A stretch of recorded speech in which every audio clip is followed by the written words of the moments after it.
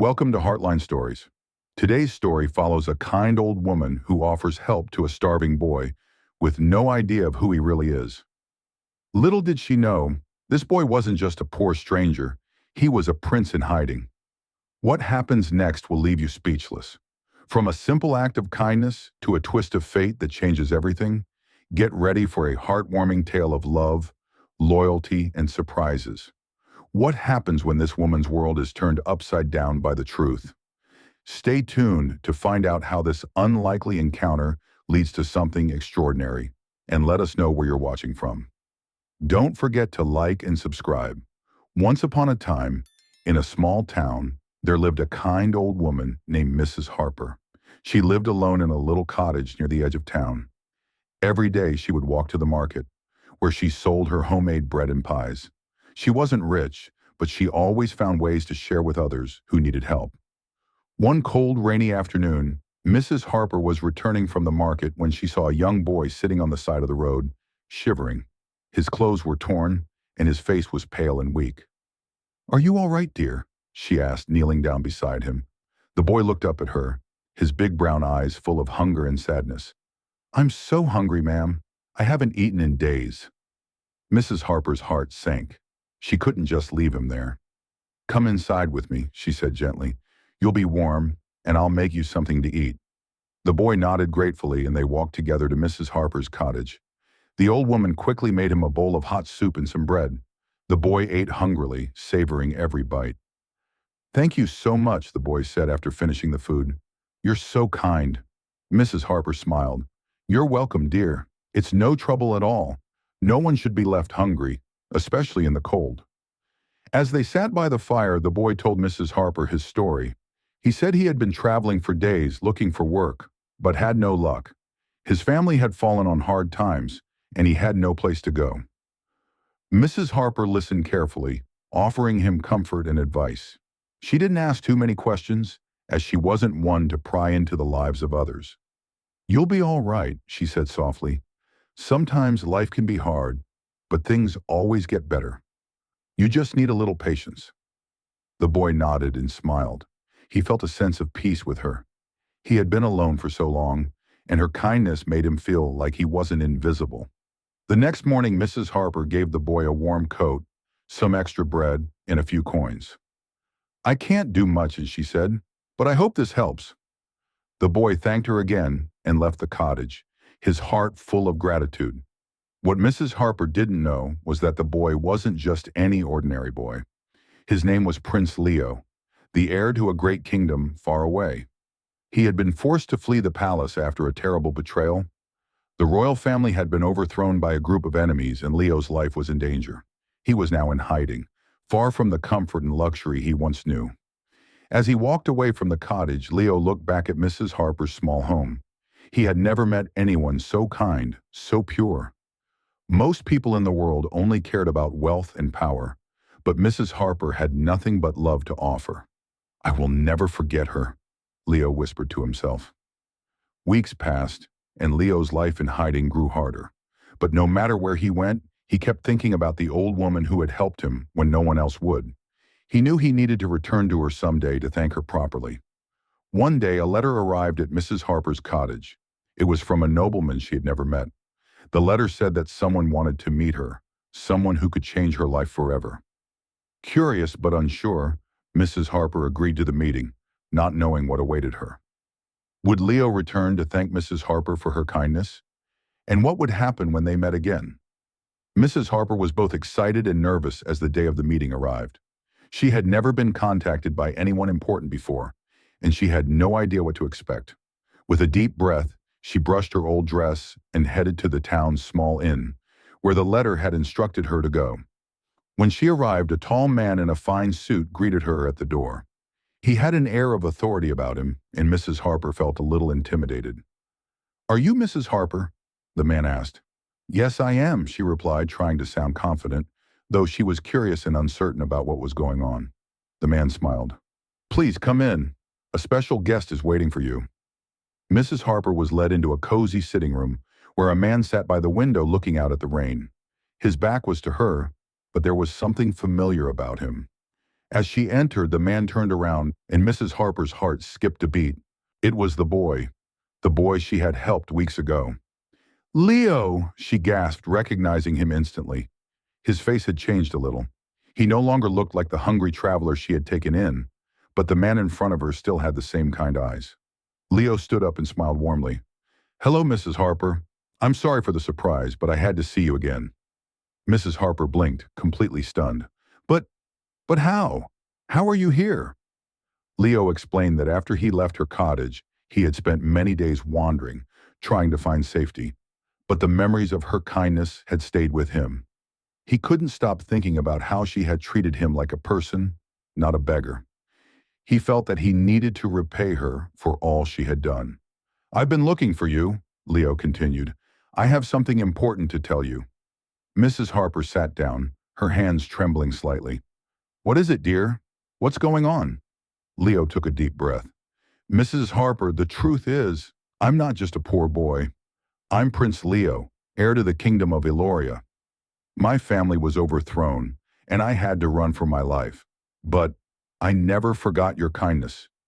You saved me, and now I want to help you." Mrs. Harper's eyes widened. "Prince? You're a prince?" Leo nodded, his face serious. "Yes, I am. I didn't want to reveal myself to anyone. But after everything you did for me, I can't keep hiding. I owe you so much." Mrs. Harper was silent for a moment. She couldn't believe what she was hearing. The boy who had been hungry and lost was the heir to a throne? It seemed impossible. "Why are you telling me all of this?" she asked, still trying to process it all. "I want to repay you for your kindness. You gave me a home when I had nothing. You treated me like a human being when everyone else turned away. I can't just forget that. I want to give you the life you deserve," Leo said with sincerity. He looked down for a moment, then added, "I want to take you back to Eloria. You can live in the palace. Anything you want, you can have. You've shown me what true kindness is, and I want to make sure you're taken care of for the rest of your life." Mrs. Harper was shocked, but also deeply moved. She had never asked for anything in return. She had only helped because it was the right thing to do. She had never dreamed that something like this could happen to her. "But I'm just an old woman, Leo," she said quietly. "I don't belong in a palace. I'm happy here in my little cottage." Leo smiled warmly. "You belong wherever you want to, Mrs. Harper. But please don't refuse me. I can never repay you fully for everything you've done for me. But I can try. Let me help you. Please come with me." Tears filled Mrs. Harper's eyes as she looked at Leo. She had never expected anything like this. The kindness she had shown a stranger had turned into a beautiful, life-changing opportunity. "Well, I've lived here all my life," Mrs. Harper said slowly, wiping a tear from her cheek. "But if it means I can help you, Leo, maybe it's time for a change." Leo's eyes brightened. "So, you'll come?" She smiled softly. "Yes, I'll come. But only if we can do something for the people in need back here too." Leo chuckled. "Of course. We'll do everything we can." And so, Mrs. Harper's life took a turn she never could have imagined. A simple act of kindness had changed everything. And now she was about to start a new chapter in a world she never thought she would be part of. What would happen next? Would Mrs. Harper find happiness in a palace, or would she miss her quiet life in the village? As Mrs. Harper settled into the idea of leaving her small cottage, she felt a mix of excitement and nervousness. The palace, the royal life, everything seemed so far from what she knew. She had always been content with her quiet life, helping those in need in her village. But now it seemed her kindness had led her to a place she never dreamed she'd be. Leo arranged for a carriage to take her to the capital. As they rode through the country, the landscape gradually shifted from the simple fields and rolling hills she was used to the grand roads and towering castles that marked the heart of Eloria. Mrs. Harper couldn't help but feel a little overwhelmed, but Leo kept her calm, telling her about the people and traditions of the kingdom. The carriage finally reached the magnificent palace, its golden spires reaching for the sky. Mrs. Harper's breath caught in her throat. She had seen palaces in books, but this was nothing like she had imagined. It was more beautiful than she could ever have expected. As they stepped inside, Leo led her through long, grand hallways. The palace was buzzing with activity. servants running from one room to another, and nobles discussing affairs of the kingdom. Mrs. Harper felt small, like she didn't belong, but Leo reassured her that this place, this life was hers now too. The Queen, Leo's mother, was waiting to greet them. She had heard of Mrs. Harper's kindness and welcomed her warmly. "My son speaks highly of you," Queen Elena said, embracing Mrs. Harper. "We are so grateful to you for helping Leo when he needed it most." Mrs. Harper could hardly believe it. She had gone from a humble village woman to a guest of the royal family. The Queen led her to a beautiful room that would be her new home. It was decorated with tapestries and flowers, with large windows that offered a view of the royal gardens. As the days passed, Mrs. Harper became acquainted with the ways of the palace. She was given everything she needed, servants to help her, fine clothes and delicious meals. But the more she settled in, the more she realized that the royal life wasn't as perfect as it seemed. The palace was full of politics and intrigue. The nobles whispered among themselves, and there were tensions in the air. Leo, as the prince, had many responsibilities, and his time was divided between ruling the kingdom and managing the affairs of the court. Mrs. Harper often found herself alone in her grand room, wondering if she had made the right choice. One evening, as she was walking through the gardens, she encountered an old servant woman. The woman's face was kind, and she smiled when she saw Mrs. Harper. "You look a little lost, my lady," the servant said gently. Mrs. Harper sighed, feeling a little embarrassed. "I am. This place is so different from my little cottage. Sometimes I wish things were simpler again." The servant nodded, understanding in her eyes. "I know it can be overwhelming, but remember, you're not alone. The people here admire your kindness. You've already made a big difference, just by being yourself." Mrs. Harper smiled at the woman's words. Maybe she wasn't so out of place after all. The kingdom was full of people, both noble and humble, who needed help and love. She could still make a difference, even in this grand palace. A few days later, Leo invited Mrs. Harper to a royal event. It was a celebration for the kingdom's prosperity, with nobles from all over the land in attendance. Mrs. Harper wore a beautiful gown, but she felt uneasy in the crowded room. She noticed that some of the nobles looked at her with curiosity, others with disapproval. As she entered the ballroom with Leo by her side, the room fell silent for a moment. All eyes turned to her. Mrs. Harper felt her heart race. She wasn't used to being the center of attention. Leo, sensing her discomfort, gently placed his hand on her shoulder. "You belong here," he whispered. "You've done more for me than anyone else. Don't worry about what they think." The night continued, and Mrs. Harper did her best to enjoy herself, talking to some of the guests and learning more about the kingdom. But she couldn't shake the feeling that she didn't belong in this world of wealth and power. As the evening wore on, she found a quiet corner of the ballroom to catch her breath. That's when she heard someone approach her. It was a young woman, dressed in a simple gown, with a kind smile on her face. "You're Mrs. Harper, aren't you?" the woman asked. "I've heard so much about you." Mrs. Harper nodded, a little surprised that someone would approach her in such a formal setting. "I just wanted to say thank you," the woman said. "My family was struggling, and I heard about your kindness to Leo. You gave him hope when he had none, and because of that, our lives have changed too. You've helped more than just him." Mrs. Harper's heart swelled. It was moments like these that made her realize that her actions had a ripple effect. Her simple kindness had not only saved Leo, but it had also touched others in ways she couldn't have imagined. The woman smiled warmly. "You may not feel like you belong here, but you've made a difference.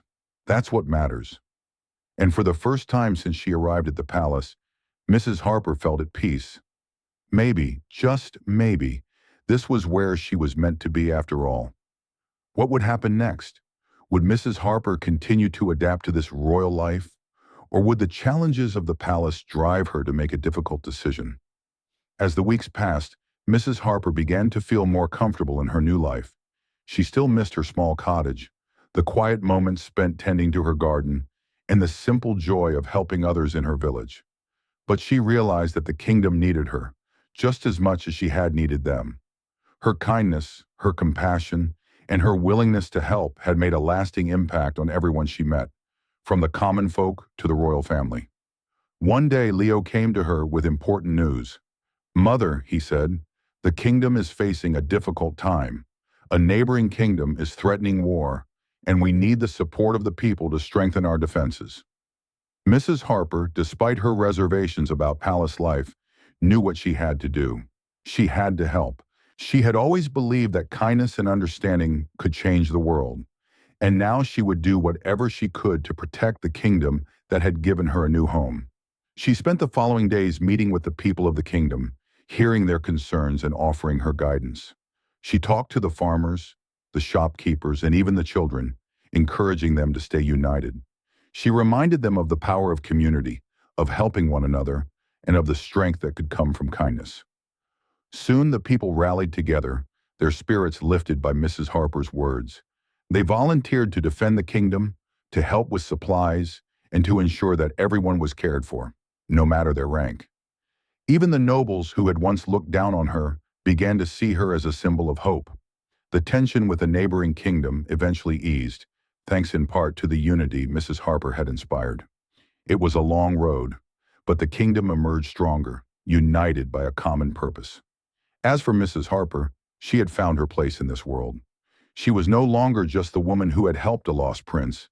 She was a beloved member of the royal family, a symbol of compassion and strength for all. One evening, as she stood on the balcony of the palace, looking out over the kingdom she had come to love, Leo joined her. He smiled warmly, his eyes filled with gratitude. "You've changed everything, Mother," he said softly. "You've shown us all that true strength comes not from power, but from the heart." Mrs. Harper smiled back, her heart full. She had never expected any of this. But in the end, it was the simple act of kindness that had changed everything, just as it always had. And so, Mrs. Harper's new life in the palace was no longer a dream she had never imagined. It was her reality, and it was one built on the power of compassion, unity, and the belief that even the smallest gesture could change the world. As the sun set behind the grand palace, Mrs. Harper knew that her journey had only just begun. She had found her place, not just in the royal family, but in the hearts of the people she had helped, and in the legacy she would leave behind. And with that, her incredible story continued, one of love, kindness, and the unwavering belief that the simplest acts of goodness could create the greatest changes.